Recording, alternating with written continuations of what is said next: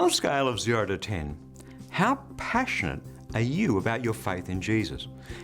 Is there a fire burning in your heart for Him, a flame that can't be put out? Or has it grown dim? Hi, I'm Berni Dymet and welcome again to Fresh.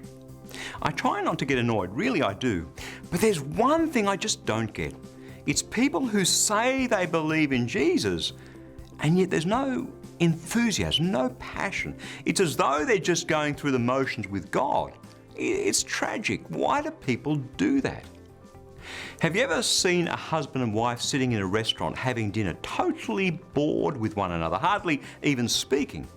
It's a sad portrait of a marriage gone cold, and that's exactly what some people's relationships with God is like. That's why I love Apollos in the New Testament. Acts chapter 18, verse 25. He had been taught about the Lord and was always excited to talk to people about Jesus. What he taught was right, but the only baptism he knew about was the baptism that John taught. The meaning of the original Greek word that sits aback of that word excited is that Apollos had a burning enthusiasm, a zeal for God.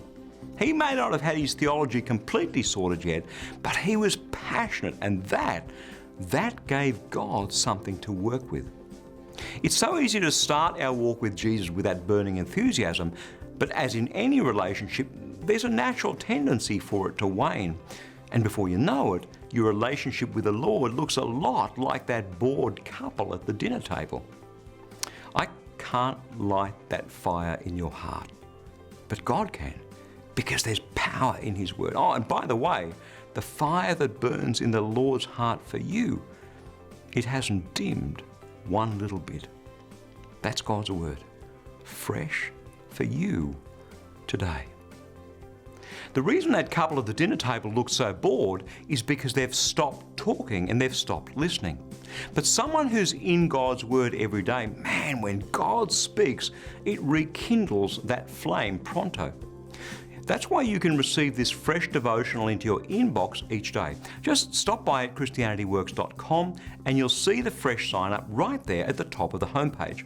And when you do subscribe, you'll immediately receive a copy of my ebook, How Can I Hear God Speak to Me? That web address again is ChristianityWorks.com.